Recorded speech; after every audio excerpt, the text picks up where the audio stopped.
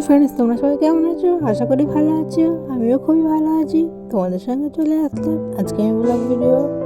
আজ আমি সারাদিন কী করি সেটাই আমি তোমাদের সঙ্গে শেয়ার করব। কি রান্না করি না করি, কি করি না করি, সেটাই তোমাদের সঙ্গে শেয়ার করব। আমার সকালে স্নান দান হয়ে গেছে। স্নান দান করে আমি চলে আসলাম ছাদের উপরে জামা কাপড় মেলতে আমি তোমাদেরকে একটা কথা বলছি। তো আমার ভিডিওতে ভিউজ আসছে অনেক করে, কিন্তু লাইক আসছে না। যারা আমার ভিডিওটা দেখো তারা প্লিজ আমাকে একটু করে দিও, লাইক করে দিও, সাবস্ক্রাইব করে দিও। আর আমি আজকে কী রান্না করবো সেটাই তোমাদের সঙ্গে শেয়ার করবো। তুমি দাদাভাই মাছ এনেছিল বাজার দিয়ে, মাছ দিয়ে আর বেগুন দিয়ে রান্না করব। আর ওই গাজর ভাজা করব। আমি এদিকে কড়াইটা বসিয়ে দিয়েছি মাছ ভাজা করার জন্য। আমি কড়াইটা বসিয়ে দিয়েছি।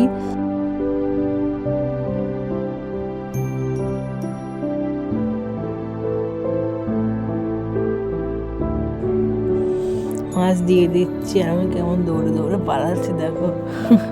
ভয় লাগে আমার মাছ ভাজার সময়, কারণ কি বলে দিন গায়ে না তেল ছিটিয়ে আসে বলে আমার খুব ভয় লাগে। এই জায়গাটায় আমার গায়ে তেল ছিটিয়ে এসে একবার আমার হাতে অনেকখানি পুড়ে গেছিলো, ওই জন্য আমার ভয় লাগে। মাছ ভাজতে তোমাদের সঙ্গে একটু কথা শেয়ার করবো। আমার ভিডিওটা তোমরা দেখো, অনেকেই দেখো, কিন্তু আমার ভিডিওতে লাইক করো না কেউ। ভিডিওতে ভিউজ আসে আমার অনেক করে, কিন্তু লাইক আমার আসেই না। তো যারা আমার ভিডিওটা দেখো প্লিজ একটু আমাকে লাইক করে দিও। আর নতুন হয়ে থাকলে চ্যানেলে সাবস্ক্রাইব করে দিও, লাইক কমেন্ট করে দিও। আমার ভিডিওতে যদি কোনো ভুল কিছু করে থাকি আমার সেটা কমেন্ট করে বলে দেবে। আমার এদিকে মাছ ভাজা হয়ে গিয়েছে একবার, আর একবার ভাজি মাছ।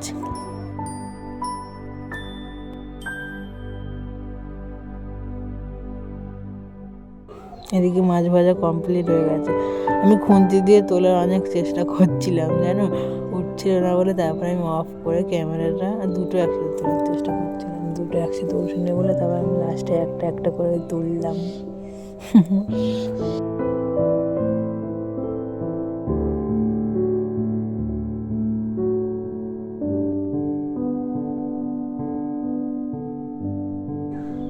আমার মাছ ভাজা হয়ে গেছে।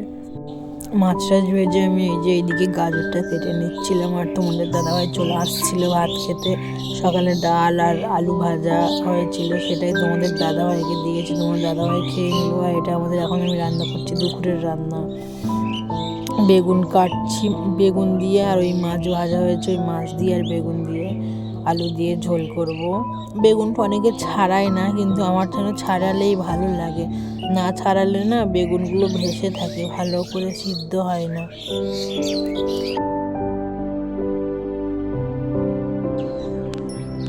দেখো বন্ধুরা, বেগুনে দেখছো কিরকম পোকা লেগে আছে।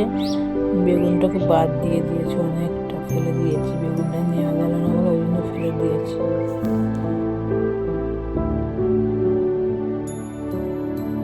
এদিকে আমার সবজি কাটা হয়ে গেছে আর আমি নোড়ায় মশলাটা করে নিচ্ছি। মশলাও হয়ে গেছে আমার বাটা।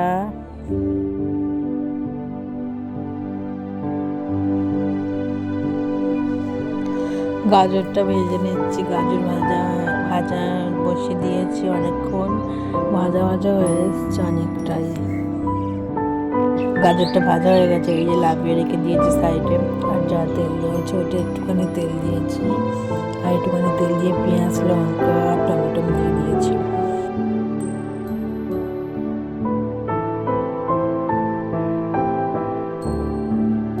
পেঁয়াজ লঙ্কা টমেটো দেওয়ার পর অনেকটা নাড়তে হবে, নেড়ে নেড়ে।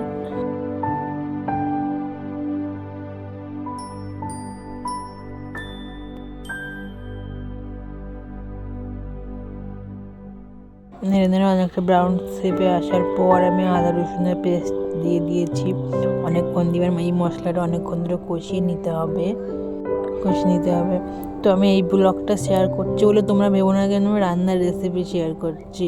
আমি আজকে বললাম না তোমাদের সঙ্গে যে সারাদিন কী করি সেটাই শেয়ার করব। তো আগে তো সকালবেলা তো সবাই সংসারেই তো রান্না আগে থাকে, তারপরেই তো সব কাজ থাকে। তো আমি মশলাটা ভালো করে কষিয়ে নিচ্ছি। কষিয়ে নেওয়ার পরে হালকা করে জল দিয়ে দিয়েছি, তার কারণ অনেকটা পুড়ে পুড়ে যাচ্ছিলো বলে, ওই জন্য।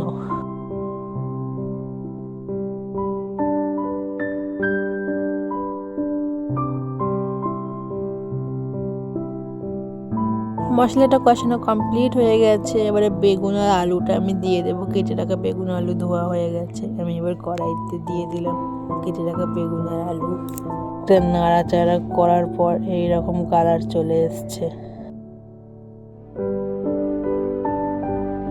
ঢাকনা চাপা দিয়ে রাখি, তবে ঢাকনা চিপে দিয়ে রাখার কিছুক্ষণ পরে দেখবো কেমন হয়েছে। অনেকটাই সিদ্ধ হয়ে গেছে বেগুনটা। পর ভালো করে বেগুনটা কষিয়ে নিয়ে জল দিয়ে দিলাম, পরিমাণ মতন জল দিয়ে দিয়েছি অনেকটা।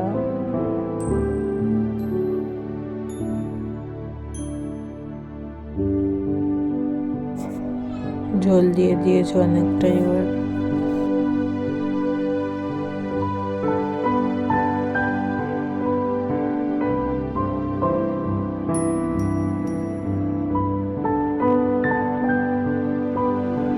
ঢাকনা চাপা দিলাম। ঢাকনা চাপা দেওয়ার পর আমি এখানে বসে আছি রান্না বসিয়ে দিয়ে বসে আছি। কি ঠান্ডা পড়েছে, আমি বলছি তোমাদের সঙ্গে যে কি ঠান্ডা পড়েছে। ভিডিওটা আমি রোদ্দুরে বসে আছি, এদিকে রান্না বসিয়ে দিয়ে জানলার ফাঁক দিয়ে রোদ আসছিল, আমি ওখানে বসেছিলাম। আর ভিডিওটা ভালো লাগলে প্লিজ একটু সবাই লাইক কমেন্ট শেয়ার করে দিও।